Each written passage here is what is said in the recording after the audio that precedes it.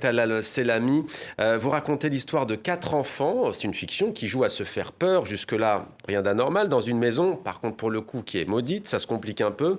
L'un des enfants se volatilise, on regarde la bande-annonce.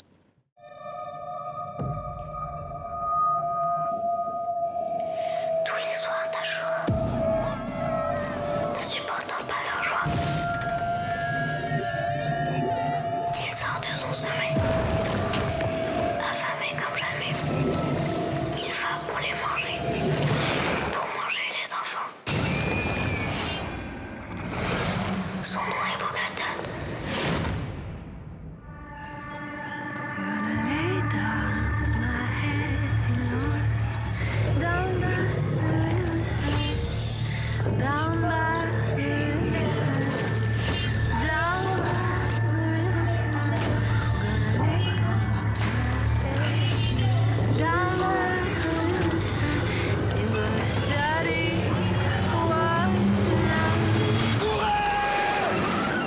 Achoura de Talal Selami, qu'est-ce qui vous a inspiré cette histoire, ce film d'horreur? Mon amour pour le cinéma fantastique, dans l'absolu pour l'imaginaire, mon amour pour les monstres aussi. Je voulais toujours faire, après mon premier film qui était Mirage, un film, on va dire, à budget un peu moindre. Ouais. Là, c'était une réponse à Mirage, donc je voulais un truc un peu spectaculaire. Et aussi proposer au Maroc un film fantastique, ce qu'on n'a pas l'habitude de voir dans la région même. Genre justement, vous me tendez la perche, c'est vrai qu'on dit de votre film que c'est le premier film d'horreur marocain. D'abord, en toute objectivité, est-ce vrai? Et si oui, comment expliquez-vous cela? Oui, alors il y a eu 2 expériences. Je sais qu'il y a Kandisha de Jérôme Oliver Cohen qui est sorti il y a une dizaine d'années. Il y a Mirage, mon premier film, donc, qui était aussi fantastique. Fantastique. Là, pour le coup, c'est vraiment un truc, un ride un peu, on va dire un peu à l'américaine d'une certaine façon, avec du spectacle et du fantastique et du divertissement, quoi. C'est quelque chose d'assumé même en termes de spectacle, on va dire. Ouais, mais pourquoi? C'est pas parce qu'il n'y avait pas les capacités de le faire et des cinéastes qui peuvent le faire, mais c'est parce que c'est peut-être un tabou ou ça touche à des choses sensibles?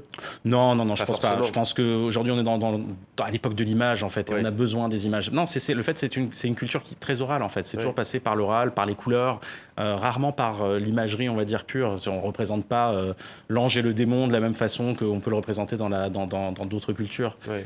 Donc, D'ailleurs, si c'était sensible, vous ne l'auriez sans doute pas appelé Achoura, parce que Achoura, on précise que c'est comme une grande fête musulmane, célébrée à la fois par les sunnites et les chiites, pas pour les mêmes raisons d'ailleurs. Ouais. Pourquoi l'avoir appelé ainsi?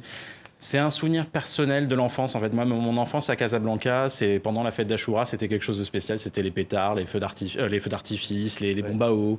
Et voilà, donc c'était ce souvenir de l'enfance et dans un contexte, dans une histoire en fait où il y a une créature qui va dévorer des enfants. Ouais, vous avez dit ça va quoi de parler mieux forcément Bah dans oui, l'imaginaire il y a du collectif. perso dans l'histoire. Alors les 3 survivants refoulent le souvenir de ce qui a bien pu se passer. Pourquoi? Parce que 25 ans plus tard, le disparu que j'évoquais ressurgit. On va pas tout raconter, tout divulgacher, pour utiliser le mot bien français et pas spoiler. Qu'est-ce que ça va provoquer, cette irruption?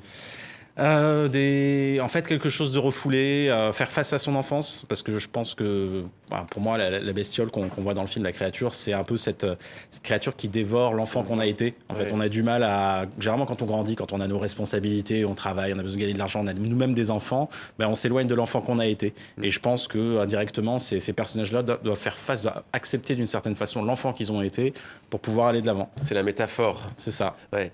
La bande recomposée va donc devoir se replonger, vous le disiez, dans son passé. Donc il est déjà sorti il y a quelques jours, hein, c'est bien ça, au Maroc, on a dit. En France, c'est pour le mois de décembre, c'est ça, vous disiez? Alors oui, il sort en vidéo en décembre, là, incessamment sous peu, avec dans une galette éditée par Le Chat qui fume, plein de bonus, voilà. Ouais. Une question peut-être d'ailleurs à tous les deux, c'est vrai qu'on le sait, en France particulièrement, mais pas seulement, les gens ont beaucoup de mal à retourner au cinéma à cause de la pandémie de Covid-19. Est-ce que vous appréhendez par exemple la sortie en France?